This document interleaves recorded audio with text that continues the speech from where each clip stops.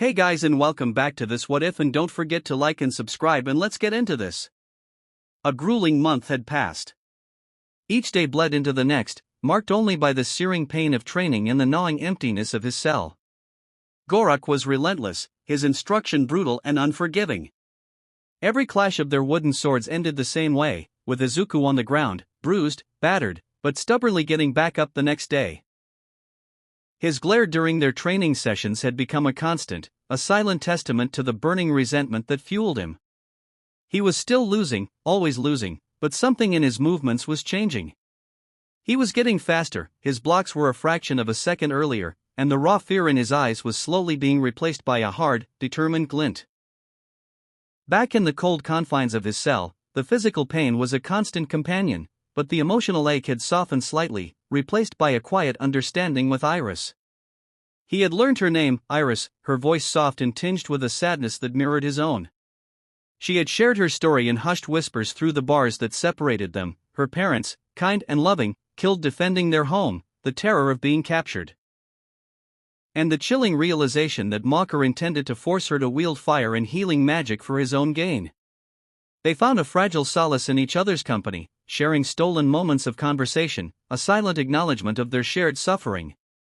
Now, lying on the straw-filled floor of his cell, staring up at the rough stone ceiling, Izuku's mind was a whirlwind of thoughts. The day's training replayed in his head, Gorak's smug face, the sting of the wooden sword, his own clumsy attempts to defend himself. He thought of Iris, her gentle nature contrasting so sharply with the cruelty of their captors. The hate for the bandits and for Mocker still simmered within him, a constant, low burn.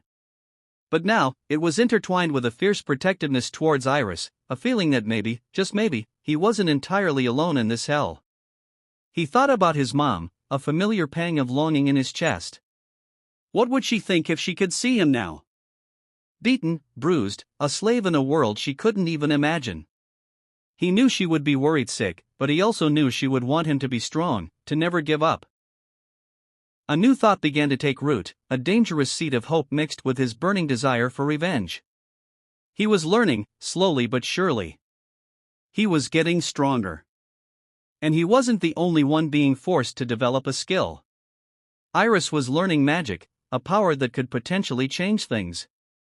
Maybe, just maybe, if they could both endure, if they could both become stronger, maybe there was a chance, however slim, to fight back.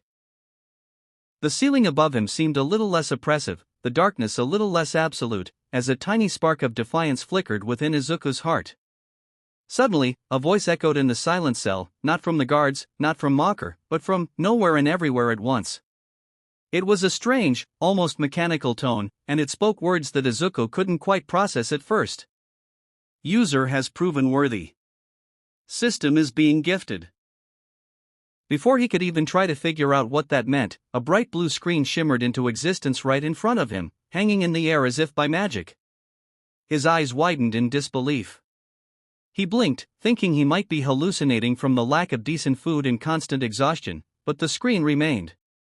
At the top, in clear, glowing letters, was his name, Izuku Midoriya. Below that were a series of words he vaguely recognized as describing abilities, followed by numbers. Strength 6 agility, 7 stamina, 6 intelligence, 7 dexterity, 6 luck, 7. He frowned, trying to make sense of these numbers. They seemed okay.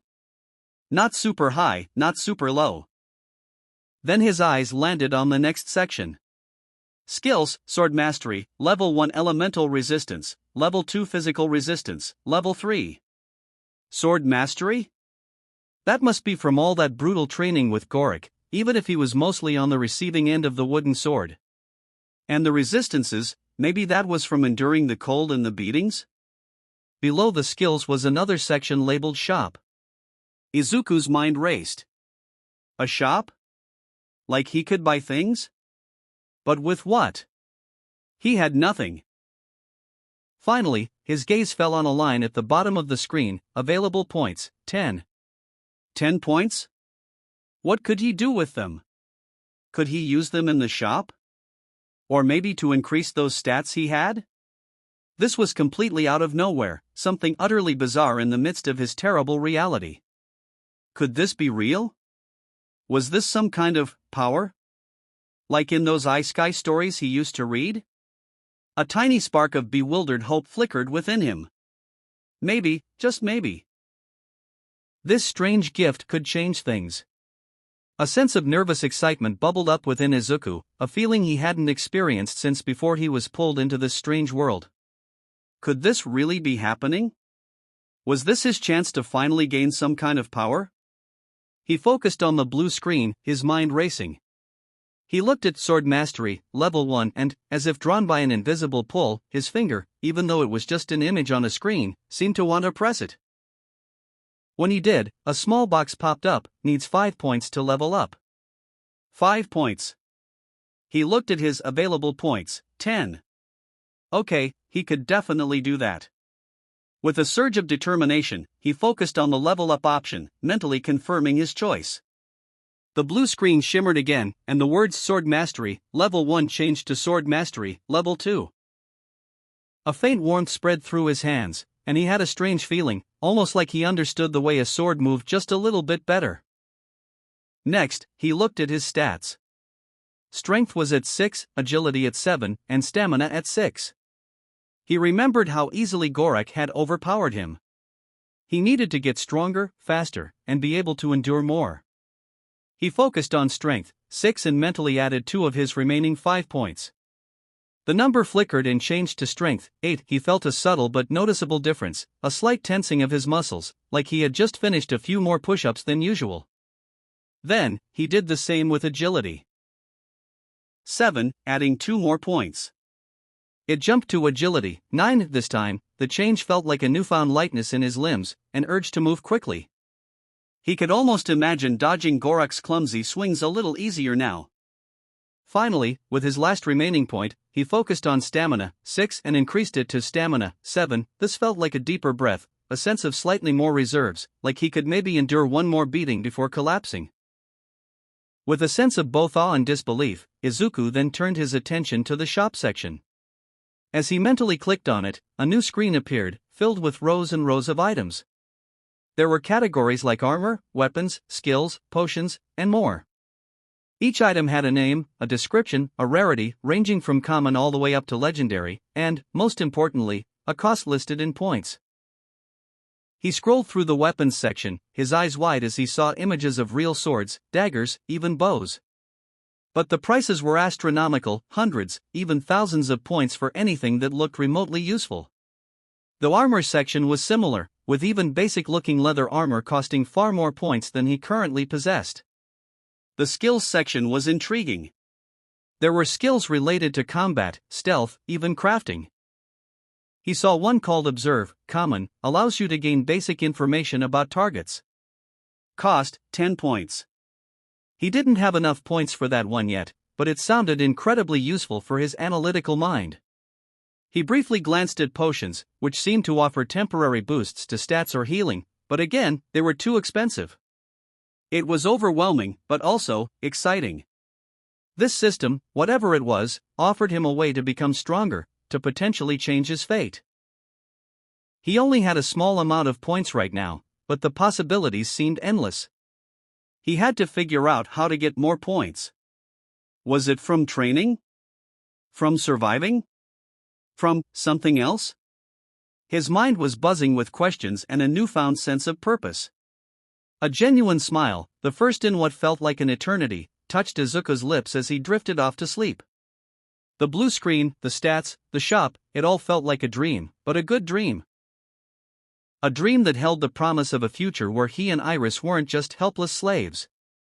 A future where they could escape. The next day dawned cold and gray. As usual, Izuku and Iris were dragged out to the training yard. Mocker stood there, a cruel glint in his eyes, surveying them like a merchant inspecting his wares. Today, he announced, his voice echoing across the yard, marks a new phase in your development. To ensure my investments are not wasted, you will be tested monthly. Starting with this. A shiver ran down Izuku's spine as Mocker described their first trial, survival in the freezing cold mountains for a week. Just the thought of it made his teeth chatter. Then, guards approached, tossing them each a set of sturdy leather armor, reinforced with thick fur pelts on the chest, shoulders, and thighs. They also received heavy fur coats that looked like they might offer some protection against the biting wind. It wasn't much, but it was better than their tattered clothes. Wordlessly, they were bundled into a rickety carriage. The journey to the mountains was long and uncomfortable, the air growing colder with every mile. When they finally arrived, the landscape was breathtakingly harsh, jagged, snow-capped peaks loomed against the sky, and the wind howled like a hungry beast. Mocker stood at the edge of the tree line, his breath misting in the frigid air.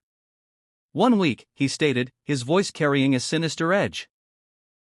Be back here, at this exact spot, in 7 days if you wish to continue living. He paused, his gaze sweeping over them, lingering on the back of their necks. And let there be no foolish ideas of escape. Those little slave symbols I so generously gifted you are more potent than you realize. He leaned in, his voice dropping to a chilling whisper. The further you stray from me, the more those symbols will burn. A constant, agonizing reminder of your ownership. You will be found. You will be brought back. And I will ensure your defiance is thoroughly discouraged. You will crawl back to me, begging for forgiveness. Do not test me.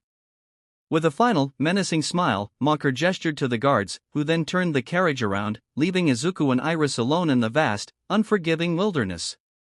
The silence after the carriage departed was deafening, broken only by the relentless wind.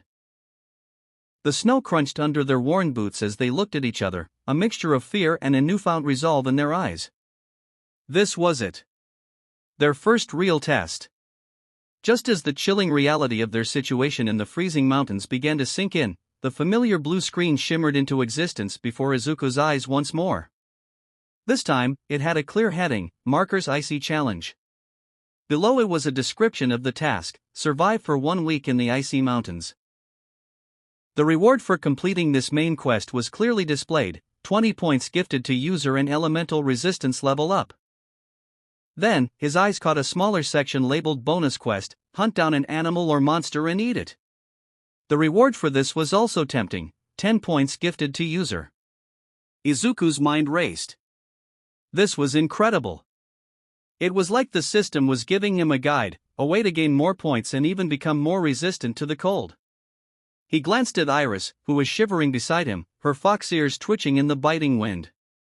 She didn't seem to notice the glowing screen in front of him. He quickly realized that this system was something only he could see. As amazing as this sudden information was, the direness of their current situation snapped him back to reality. They were stranded in a freezing wilderness with minimal supplies and a week to survive. They couldn't rely on a blue screen to keep them warm or find them food. Iris, he said, his voice a little shaky but trying to sound reassuring, we need to find some shelter. Somewhere out of this wind. He looked around at the towering, snow-covered trees and the rocky terrain. Maybe there's a cave or a sheltered area we can get to. Iris nodded, her eyes wide with fear but also showing a flicker of determination. Why yes, you're right. We can't just stay out in the open like this.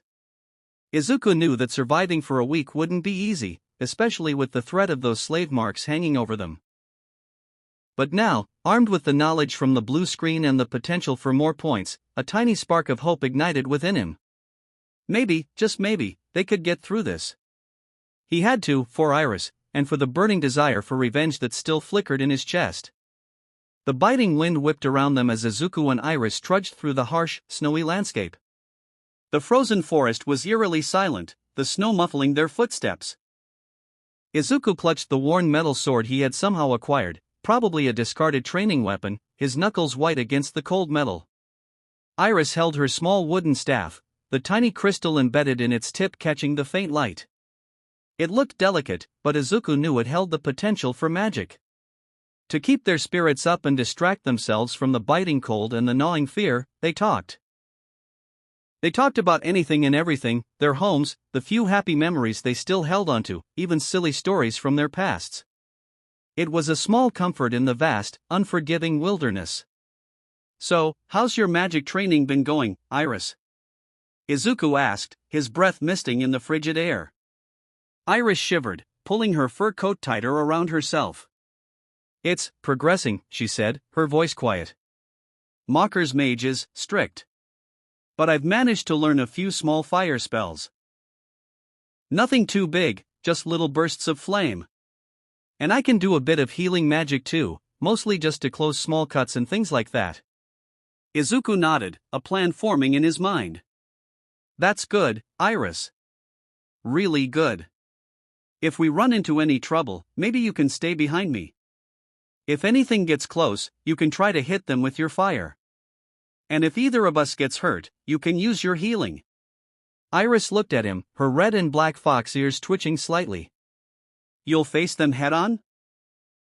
She asked, her voice filled with concern.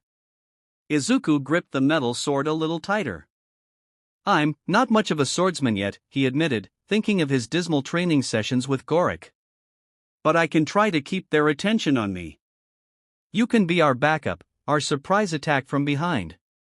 It wasn't a perfect plan, but it was the best they had with what little they possessed. They had to rely on each other if they were going to survive this week. After what felt like hours of trekking through the relentless snow, their eyes spotted a dark opening in the side of a rocky outcrop, a cave. Relief washed over them at the prospect of shelter from the biting wind. But Izuku suddenly stopped, his hand raised, signaling Iris to be quiet. He saw movement near the cave entrance. He gently pulled Iris behind a thick, snow-laden tree, peering cautiously around its trunk. A massive bear, its fur thick and matted with snow, lumbered out of the cave. It moved slowly, its breath misting in the cold air as it surveyed its surroundings before beginning to walk away from their hiding spot. Izuku's eyes widened. A large animal like that would provide a significant amount of food, potentially enough to last them the entire week. He knew it was risky, incredibly so, but the thought of not knowing when their next opportunity for food would arise weighed heavily on him. He turned to Iris, his expression determined. Iris, he whispered, we need to take it down. Iris's eyes grew wide with fear. A bear? Izuku, are you sure? It's huge. I know, he said, his voice low but firm. But we don't know when we'll get another chance like this for so much food. We need to try. Just be careful, okay? Stay behind me. He gave her a small, reassuring smile. I'll make sure we both get out of this unscathed. He hoped he sounded more confident than he felt. Taking a deep breath, Izuku picked up a loose stone from the ground. He aimed carefully and threw it, hitting a nearby tree with a sharp thwack. The sound startled the bear, making it turn its massive head towards the noise. Using this brief distraction, Izuku charged forward, his worn metal sword held high. He aimed for the bear's back legs, slashing downwards in a quick movement. The bear roared in surprise and pain, its thick fur offering some resistance but the blade still drawing a line of blood. The bear swung its massive paw, claws extended, in a lightning-fast strike towards Izuku. He barely managed to dodge, stumbling backward as the sharp claws swiped through the air where he had just been. In that moment, as the bear was momentarily off balance from its swing, Iris acted quickly. From her position behind the tree, she focused her energy, and a small but intense ball of fire erupted from the crystal on her staff. She aimed carefully and sent it hurtling towards the bear's side. The fireball struck the bear with a whoosh, causing it to stumble back with another angry roar, its thick fur singed and smoking. They had managed to land the first blows, but the fight was far from over. This bear was powerful and angry. Seeing the bear stumble from Iris's fire, Deku knew this was his chance. He took a deep breath and charged forward, his worn metal sword held in a determined grip. He aimed for the bear's underbelly, the only vulnerable spot he could see beneath its thick fur. With a grunt of effort, he slashed upwards. The blade, surprisingly sharp despite its age, cut through the softer flesh. The bear roared one last time, a deep, guttural sound, before its massive body slumped to the ground with a heavy thud. Deku stood over it, his chest heaving, his breath coming in ragged gasps. A strange mix of exhaustion and triumph washed over him. Nothing. He muttered to himself, his eyes fixed on the fallen beast, nothing will stop me from getting my revenge. Iris, her face pale with worry, rushed over to him. Izuku. Are you hurt? Her red and black ears twitched nervously as she looked him over, her small hands hovering as if ready to use her healing magic. Deku smiled at her, a genuine smile this time. I'm okay, Iris. Just tired. He was surprised himself that he had managed to take down such a huge creature. Maybe that weird blue screen thing was actually helping him. He quickly got to work, using his sword to cut away the thick fur of the bear. This will help keep us warm, he said, laying the large pelt aside. Then, he began to carefully cut off as much meat as they could carry, his movements becoming more efficient than they had been during his clumsy chores back in the village. Iris, though still a little shaken, helped him as best she could. Soon, they had a decent supply of meat. They cautiously entered the cave, their newfound bounty in tow. Deku gathered some dry wood he found near the entrance and piled it in the center of the cave. With a focused look, Iris held her wooden staff out, and a small, controlled flame flickered to life at the crystal tip, quickly catching the dry wood. A warm, inviting glow filled the cave, chasing away the cold and the shadows. As the meat began to sizzle over the fire, filling the cave with a delicious aroma, Deku started to clean the bear's fur. We can use this as extra blankets, he explained to Iris. It's thick and should be really warm. They sat together by the fire, the warmth easing their aching muscles. The silence between them was comfortable now, a shared understanding of what they had just gone through. You were really brave, Izuku, Iris said softly, her gaze on the crackling flames. Taking on that bear. I was so scared for you. Deku looked at her. We both were brave, Iris. You hitting it with your fire. That gave me the chance I needed. We did it together. He felt a sense of camaraderie with her, a bond forged in shared hardship. We have to keep helping each other, right? We're the only ones who understand what we're going through here. Iris nodded, her fox tail swaying slightly. Right. We have to. She looked at the cooking meat, a small smile gracing her lips. This smells amazing. I haven't had a proper meal in so long. As they ate the cooked bear meat, the warmth of the fire and the fullness in their bellies brought a sense of peace they hadn't felt in weeks. They had survived their first major challenge. And they had done it together. Maybe, just maybe, they had a chance after all. As they sat by the crackling fire, the warmth chasing away the mountain chill and the savory smell of roasting meat filling the small cave, Deku noticed a slight shadow pass over Iris's face. Her brow was furrowed, and her usual gentle gaze was downcast. Hey, he said softly, his voice filled with concern. What's wrong, Iris? You seem a little down. Iris hesitated for a moment, her red and black fox ears drooping slightly. She fiddled with the hem of her fur coat, avoiding his gaze. Finally, she looked up, her eyes filled with a mixture of sadness and guilt. It's my fault, Izuku, she whispered, her voice barely audible above the crackling fire. Your fault?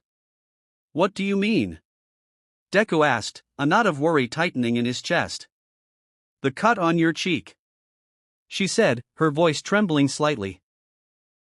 It happened because you gave me your food.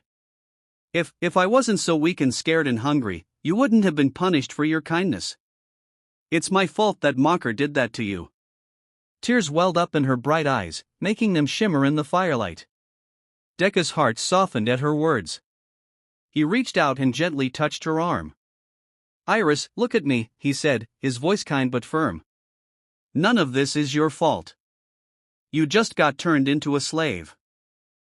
That's a terrifying thing for anyone, especially someone like you who's so gentle. He thought about the fear he had felt in those first few days, the urge to just curl up and disappear. Anyone in your situation would probably want to shut themselves off from the world. But you didn't. You were brave enough to talk to me. He gave her a small smile. And giving you that little bit of food? That was my decision, okay? I wanted to help. Mocker is the one who's cruel and unfair, not you. So please, don't blame yourself for his actions. You did nothing wrong. A few tears escaped Iris's eyes and traced paths down her soft cheeks. She sniffled and then, in a sudden impulse, she reached out and hugged him tightly. "Thank you, Izuku," she murmured into his shoulder, her voice thick with emotion. "Thank you for being so kind. For not being like them."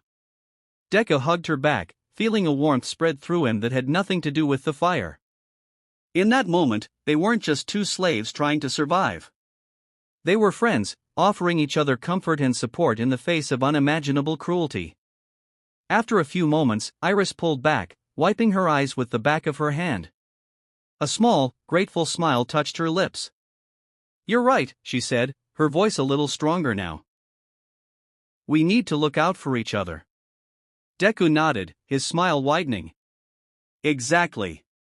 Now," he said, gesturing to the roasting meat, "how about we forget about that horrible man for a little while and actually enjoy this food we worked so hard for?"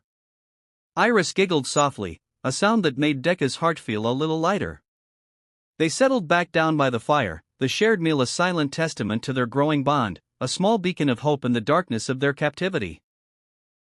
They ate slowly, savoring each bite, the warmth of the fire and the companionship a much-needed balm for their wounded spirits. With their bellies finally full and a sense of weary satisfaction, they prepared to rest. As they settled down, the blue screen flickered into existence again before Izuku's eyes. Bonus quest complete. It announced, and 10 points were added to his available points, bringing his total up to a very useful 10 points. A grin spread across Izuku's face.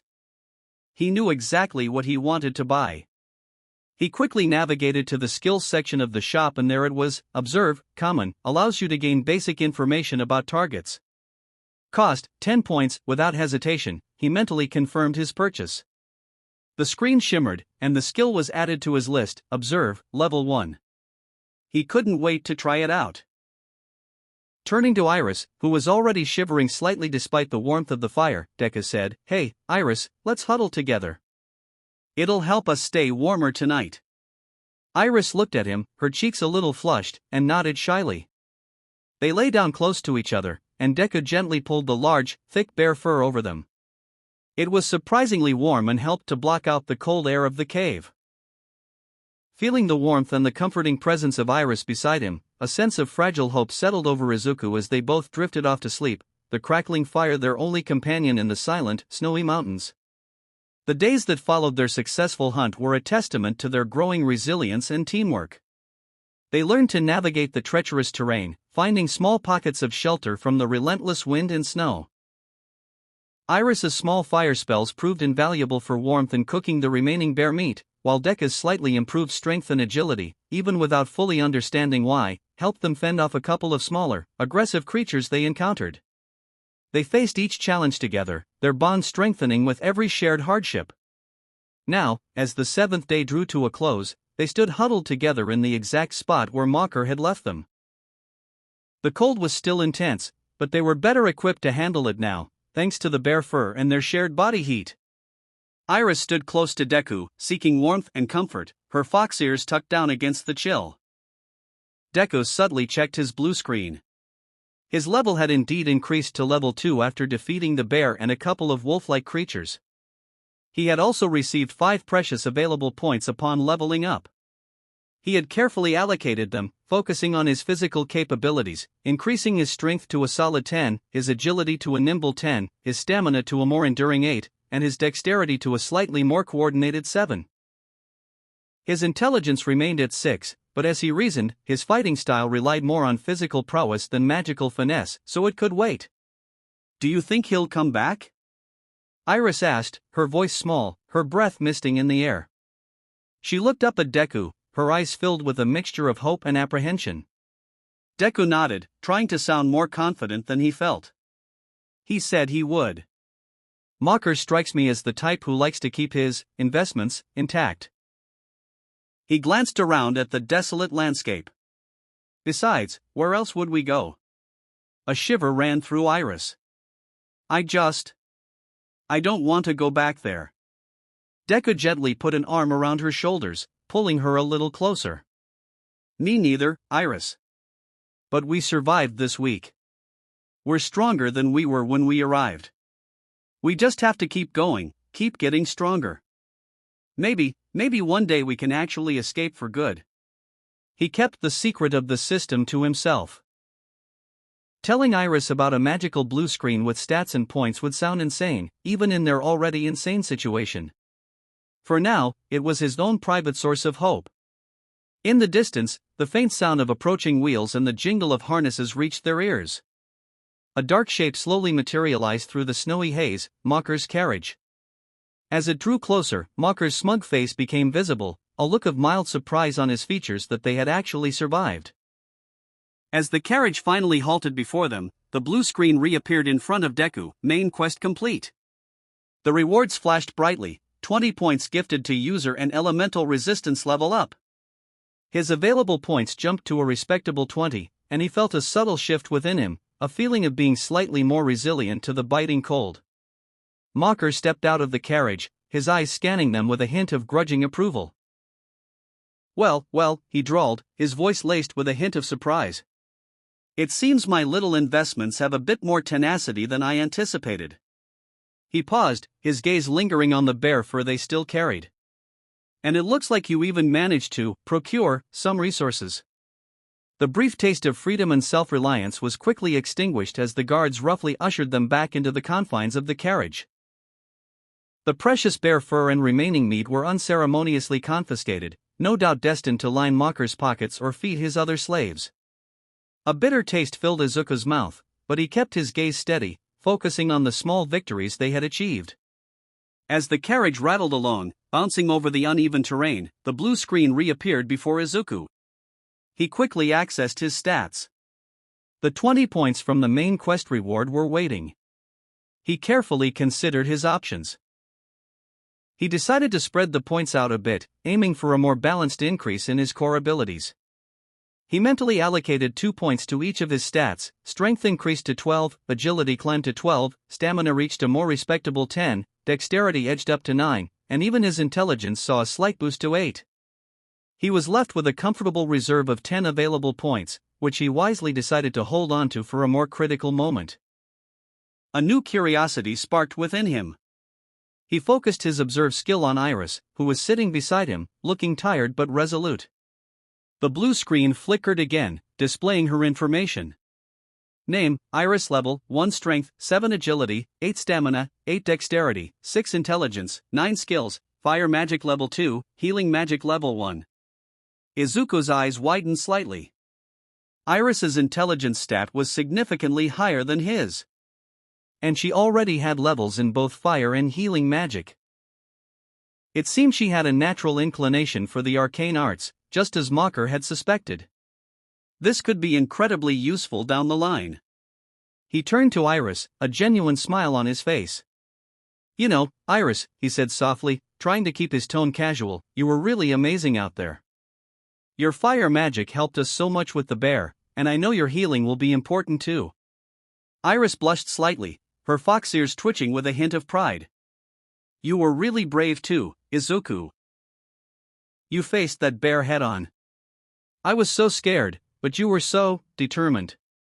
We helped each other, Deku replied, his gaze meeting hers. And that's what we'll keep doing. We survived a week in those mountains. That proves we're stronger than they think we are. A new resolve filled his voice. We will find a way to free ourselves, Iris. I promise you. We'll keep getting stronger, we'll keep looking for an opportunity, and one day, we'll walk out of that mansion and never look back. Iris's eyes shone with a newfound hope. I believe you, Izuku, she said, her voice filled with conviction. Together, we can do it. And so, the rest of the journey back to Mocker's mansion was filled with quiet conversation. They talked about their hopes for the future, their dreams of freedom, and the skills they were slowly developing.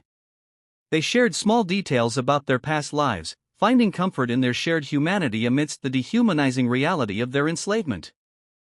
A silent understanding passed between them. They were no longer just surviving, they were planning, they were hoping, and they were facing their captivity together. The carriage doors creaked open, and the guards roughly pulled Izuku and Iris out. Mocker stood there, a cruel anticipation in his eyes. Well now, he purred, circling them slowly. Let's see if your little vacation in the mountains actually toughened you up. he gestured towards the training yard. It's time for a little sparring match. Just to gauge your progress, of course. Gorik sauntered out, that same annoying smirk plastered across his face, his wooden sword held casually in one hand. Beside him appeared a cloaked figure, the same mage who had placed those awful slave marks on them. The mage's hood obscured their face, but a cold, calculating aura emanated from them. Iris, Mocker announced, his gaze settling on the fox girl, you will face our esteemed mage, Master Zephyr. Iris's ears drooped slightly, and she looked understandably nervous, but she stood her ground, her small wooden staff held firmly.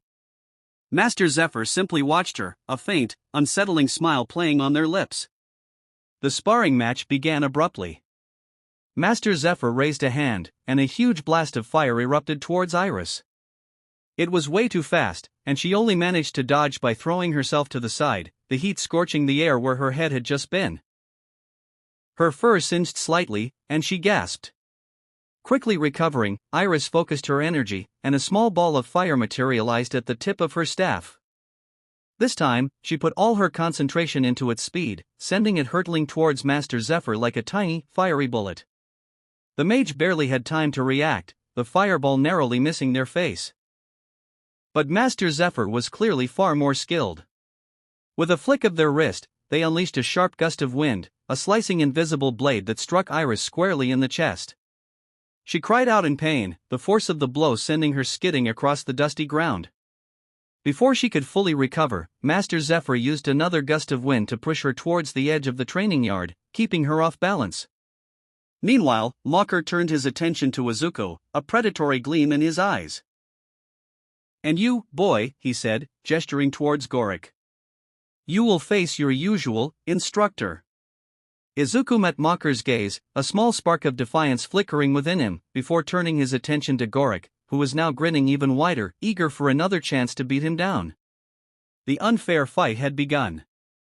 And that is the end of today's part 1. Hoped you enjoyed, and I'll see you all later.